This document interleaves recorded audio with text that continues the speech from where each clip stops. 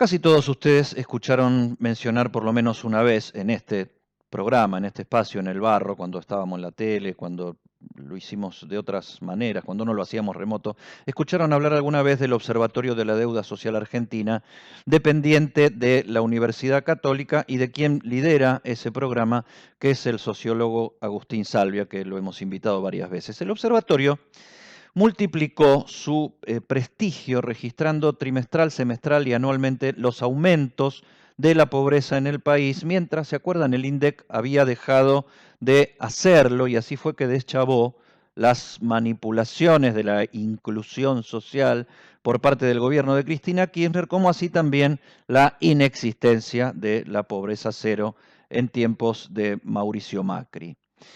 Tengo acá en la compu los últimos 6 trabajos del Observatorio de la Deuda Social Argentina, todos realizados durante la pandemia, y hoy que estamos entrando, ya pasando los 100 días en una nueva fase de esta cuarentena que muchos vivimos como interminable, pero particularmente como muy necesaria, quería extractar apenas algunos datos de esos trabajos para entender el gravísimo contexto económico, social y sanitario del avance del COVID-19 que va en ascenso y nos deja sin demasiadas variantes más que las que estamos encarando. Voy a leer: deterioro de las condiciones económicas de los hogares y desigualdades sociales en tiempos de pandemia. La disminución de la actividad económica, consecuencia de la pandemia y de la cuarentena, generó un marcado descenso en la actividad laboral y por ende en los ingresos de los hogares. En ese contexto, si bien el 50,2% de los hogares del AMBA reciben ayudas monetarias del Estado, esto no impidió una caída significativa en los ingresos corrientes de los hogares. En el AMBA, área metropolitana, el 38,8% de los hogares declararon que los ingresos familiares durante la cuarentena se redujeron hasta un 50%, mientras que para el 18,8%, casi un quinto, la reducción fue mayor a la mitad de los ingresos habituales. El 37,1% de los hogares manifiesta que los ingresos no variaron demasiado, a la vez que un ínfimo 5,3% declaró que se incrementaron sus ingresos. El impacto de la cuarentena desde el punto de vista laboral, de la situación laboral en el AMBA. Según el observatorio, el 8,2% de los ocupados perdió su empleo y no puede realizar su actividad por cuenta propia. El 39,3% está suspendido o debió dejar de trabajar. El 4,2% tiene licencia por ser parte de un grupo de riesgo. El 22% está trabajando menos horas y solo el 26,4% sigue trabajando como siempre. Solo un cuarto de la población laboralmente activa está trabajando como antes. ¿Qué pasa con la atención de la salud en el contexto de una crisis sanitaria por una epidemia? Baja. Durante el tiempo de aislamiento social obligatorio y preventivo, más de la mitad de las personas en el área metropolitana de Buenos Aires necesitó al menos una consulta o un tratamiento médico. Sin embargo, solo el 20% pudo acceder a esa práctica médica.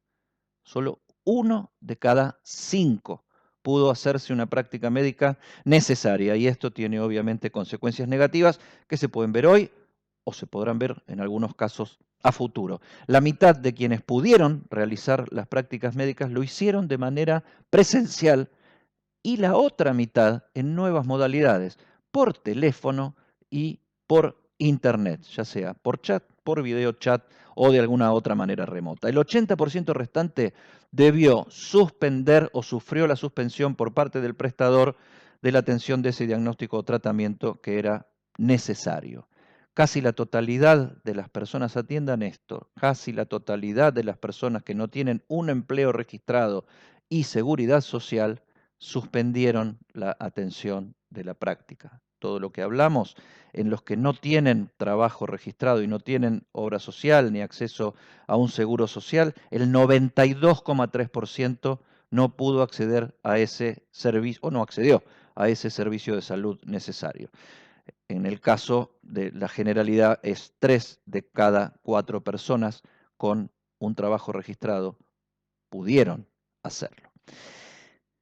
Cambió la manera de dormir, y esto es parte del mambo de la cuarentena, que no lo vamos a negar, porque son más de 100 días ya. El 60,7% de las personas que participan del universo de este trabajo del Observatorio de la Deuda Social Argentina alteró su tiempo de sueño durante la cuarentena, el 60,7%. 28,2% reportó haber dormido menos que antes. 32% dijo haber dormido más que antes. Y solamente el 39% durmió igual que antes del aislamiento. 3/3. Unos que duermen menos, otros que duermen más y otros que por lo menos declaran que duermen igual. No sabemos si más tranquilos, pero igual. Estamos ante la tremenda encrucijada de esta peste sin vacuna. Estamos en el medio de eso, no sabemos cuánto falta para la otra orilla. Y la crueldad de esta paradoja es que hasta cuidarnos nos daña, como señalan estas cifras.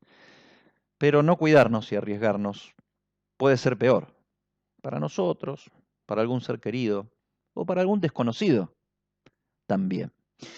Pero cuidado, no confundir esto con aquel viejo refrán que dice que el remedio es peor que la enfermedad. No, porque la enfermedad está ahí, la tenemos frente a la nariz y el remedio no existe.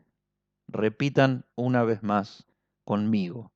El problema es que el remedio no existe, al menos por ahora. Todos ustedes sabrán lo que es un reidor. ¿Vieron en los programas cómicos cuando alguien hace un chiste y de atrás se escucha ja, ja, ja, ja, ja, ja, con varios tonos de risa? Bueno, eso es un reidor y es un oficio, es un laburo el de reidor y es un oficio extraño porque parece divertido, reírse suele ser divertido, pero en realidad no los quiero frustrar, pero no es muy divertido porque es eso, es un laburo. Y cuando el laburo se te convierte en rutina, reírse por obligación, o sea, reírse por contrato, eh, qué sé yo, tarifar la risa llegando al punto de organizar sindicalmente a los reidores, a los laburantes de la risa, digamos que desnaturaliza un poquito los reflejos más distintivos de los seres humanos, uno de esos reflejos.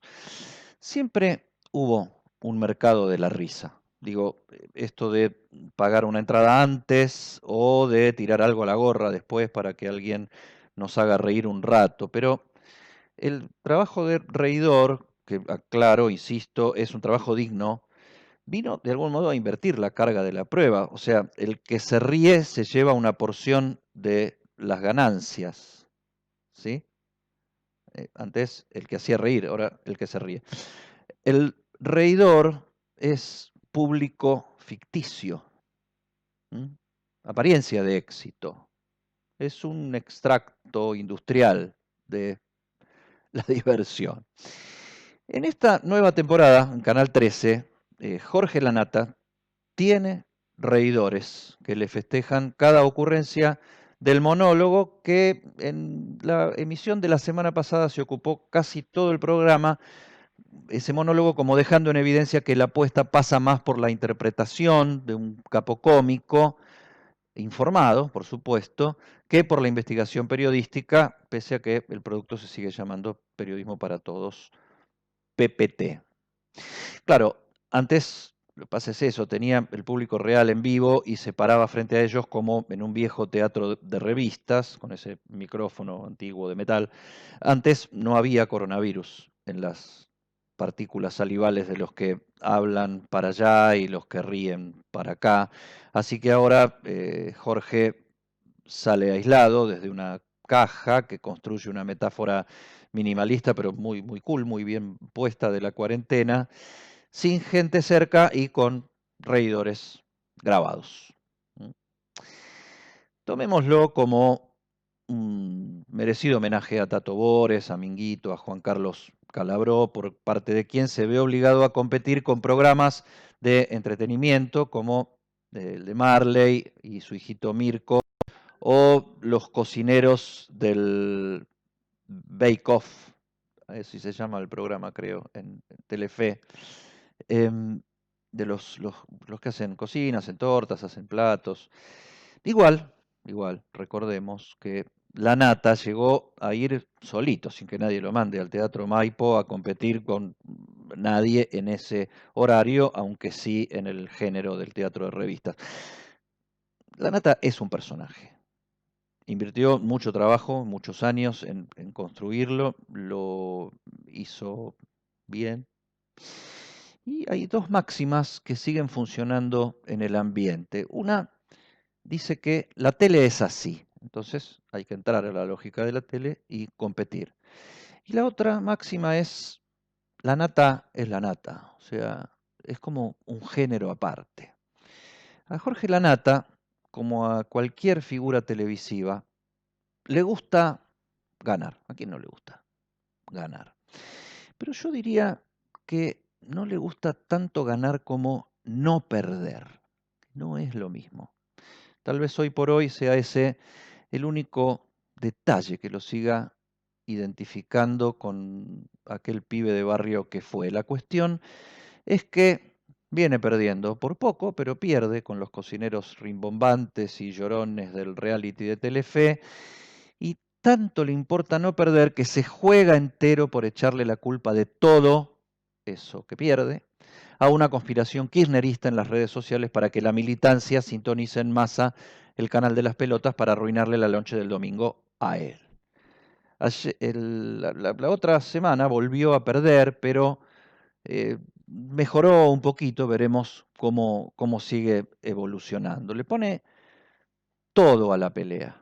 Se lo pone durante la semana previa, se lo pone al aire, le pone desenfreno, le está poniendo más descalificaciones que nunca, más adjetivación que argumentos para calentar a la hinchada opositora y volver a pelear el podio de su lado clarísimo de una grieta que en buena medida inventó y está volviendo también gracias a él.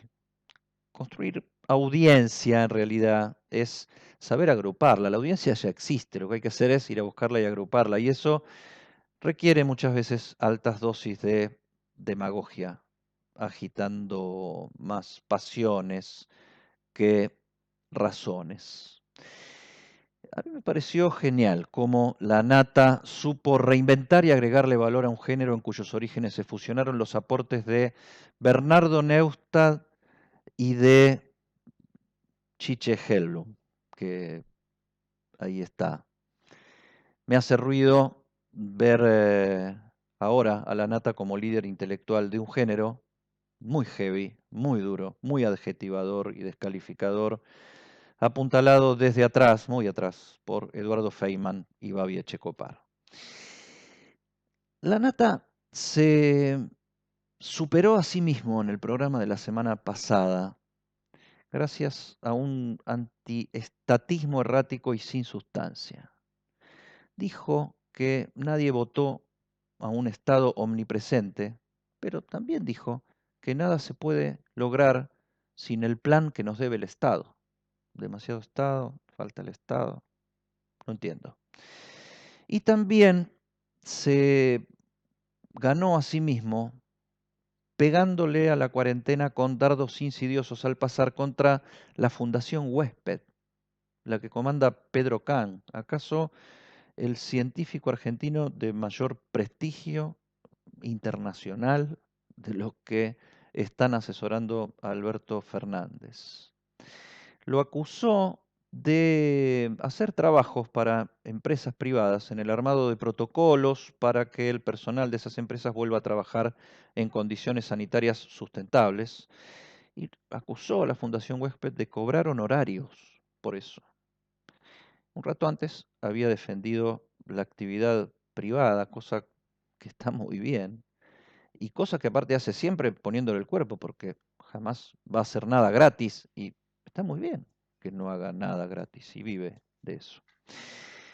Pregunté en Huésped si querían hacer algún comentario, primero dijeron que no, me dijeron no vamos a responder, pero es realmente detestable lo que dijo la nata, me dijeron ellos.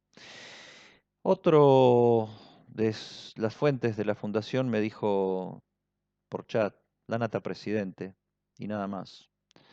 Y después salió Pedro Can a contestarle a la nata y le dijo, sí, hace 10 años que cumplimos servicios para empresas privadas y les cobramos nuestros honorarios. Pero lo que hacemos para el Estado lo hacemos gratis, porque somos todos hijos de la universidad pública. Veamos también algo positivo, porque en estos 100 días y monedas aprendimos un montón de cosas. El encierro de la pandemia nos tuvo atentos a un montón de cosas que no sabíamos y que fuimos aprendiendo. Supimos que este coronavirus que nos rodea, y algunos ya lo pasaron, y a otros se lo llevó, y otros están entrando, no es el único coronavirus que conocemos. Lo que pasa con este coronavirus, el COVID-19, es que no tenemos vacuna y nos tiene a todos como locos, como nos tuvieron otros antes, incluso algunos mucho más salvajes porque no existían ni las vacunas. Eso es la historia de la humanidad. Va a haber vacuna, vamos a salir. Es un, mientras tanto, incómodo, fulero, difícil, tal vez empobrecedor, pero vamos a salir. ¿Mm? Participamos como parte de nuestro aprendizaje también de la duda mundial sobre si este virus tan agresivo empezó sus destrozos en Wuhan, China, por un murciélago que se vende en los mercados populares para hacer sopa, o si nos vino de un animal exótico llamado pangolín. El pangolín es una especie de peludo, ¿viste? En el campo acá hay peludos, pero que en vez de venir adentro un casco rígido, tiene una especie de armadura hecha de escamas. Y se hace pelotita el pangolín, como se hace pelotita el peludo, y se mete abajo de la tierra y tiene unas uñas y qué sé yo, pero aprendimos que existe el pangolín. Claro que tampoco podía faltar la teoría conspirativa, ¿no? Porque Trump le echa la culpa a Xi Jinping y Xi Jinping le echa la culpa a Trump y los chinos contra Estados Unidos y Estados Unidos contra los chinos. Obviamente ninguno pudo aportar, por lo menos hasta ahora, ninguna prueba de nada de esas conspiraciones. Al principio también entendimos por qué la cuarentena se llama cuarentena, por más que dure 15 días, pues se acuerdan que originalmente iba a durar 15 días y decíamos, ¿cómo cuarentena si es 15 días? No, porque bueno, antiguamente los barcos, las pestes, la cuarentena eran 40 días y ahí le quedó el nombre, cuarentena. O sea que nosotros ya estamos en 2 cuarentenas y media y vamos para 3 cuarentenas porque esto menos de 120 días no dura ni a palos, ni a palos, va a seguir. Por ahí no así, pero va a seguir. Como nunca en la vida, un montón de eminencias de la infectología y la epidemiología, eh, supimos que existían la infectología y la epidemiología en términos masivos, digamos. Vos y yo lo sabíamos, obviamente. Pero todos esos expertos nos empezaron a hablar desde la tele varias veces por día y aprendimos la carga viral y aprendimos las micropartículas y aprendimos la velocidad y la potencia del estornudo y aprendimos a lavarnos la mano, gente grande, a hacerlo varias veces por día, a cuál es la diferencia entre el jabón blanco, el jabón común, el jabón neutro, el alcohol en gel y todas esas cosas. Aprendimos a usar tapabocas, que primero le decíamos barbijo y aprendimos también que afuera le dicen mascarilla y hasta aprendimos a fabricarlos en casa y aprendimos a dejar los besos y los abrazos para otra oportunidad. También descubrimos que se puede vivir consumiendo mucho menos, lo mínimo y necesario, pero también aprendimos que eso lastima mucho a una economía que ya venía lastimada y que la cuarentena puso al límite de la parálisis total. Y así pasamos de la satisfactoria sensación de estar haciendo eh, patria, disciplinados, mancomunados, todos juntos, pasamos a ponernos ansiosos y después a aburrirnos y después a deprimirnos y después a empezar a enojarnos porque esto es demasiado largo y perdimos plata y libertad y algún culpable tiene que haber.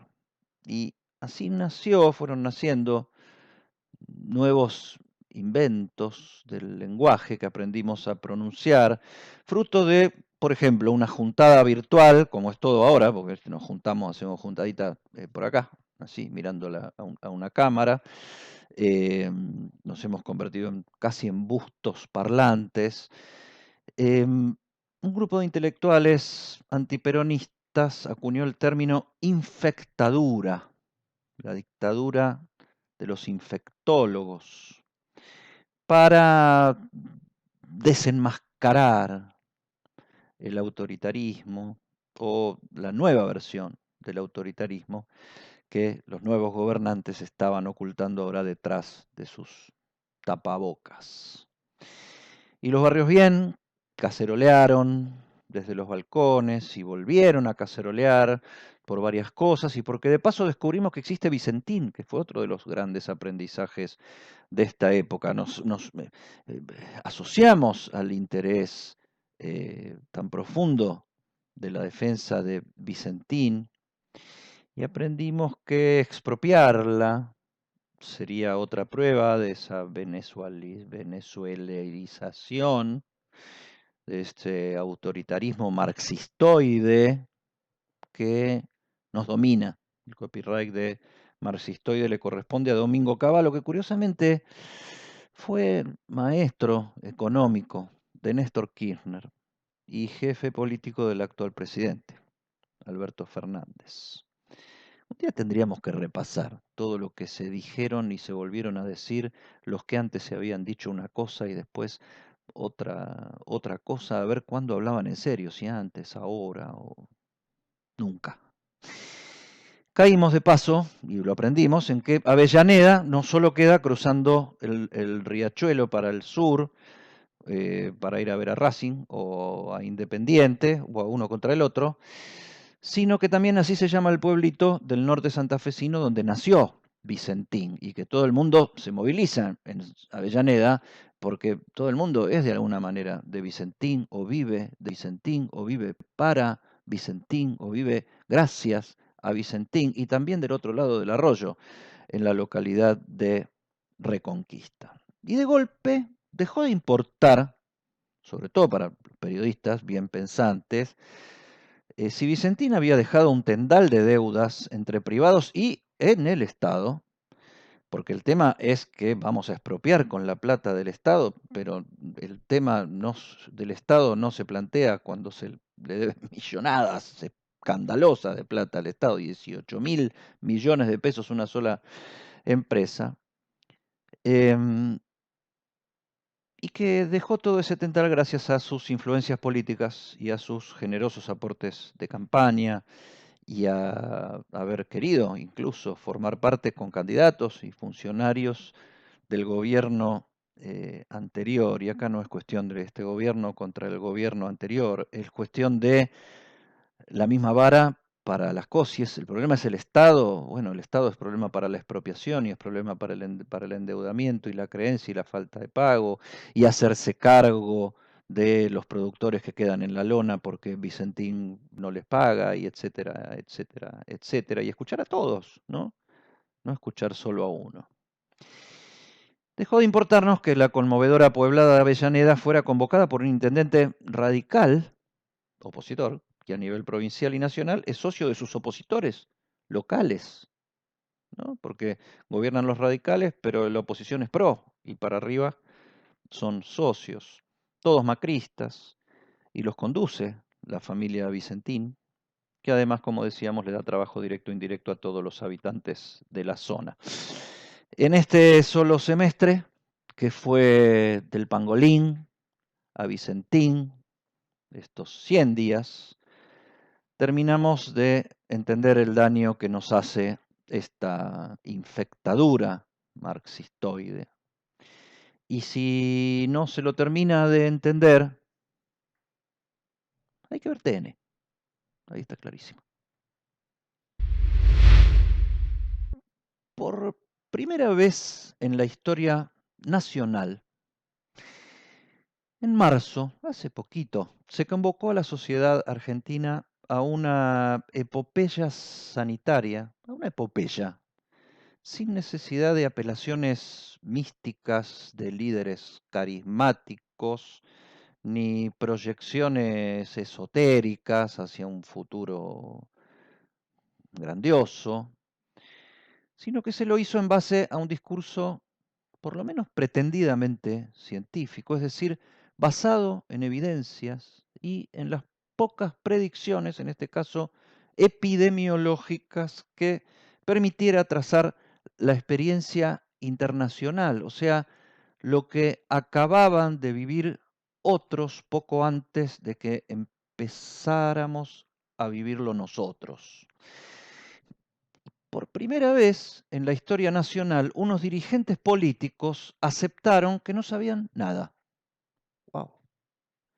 Y que se iban a asesorar por los que verdaderamente saben y que, como el futuro es básicamente impredecible, iríamos tomando decisiones y rectificando rumbos paso a paso, con paciencia, con sacrificio, a veces con angustia, pero apoyándonos, mientras ganábamos tiempo para reforzar un sistema sanitario enclenque, hecho pelota, y entrenarnos en las artes de la profilaxis pandémica, quedándonos en casa o tomando distancia si nos toca salir y lavándonos las manos hasta la dermatitis e incorporando nuevos accesorios, barbijo, mascarilla, tapabocas o cualquier otro sinónimo que se les ocurra, pero lo incorporamos al vestuario cotidiano. Por primera vez en la historia, de repente tuvimos un protocolo, un ordenador, mucho más sencillo y cortito que la Constitución Nacional, para organizarnos todos y cada uno en nuestro día a día.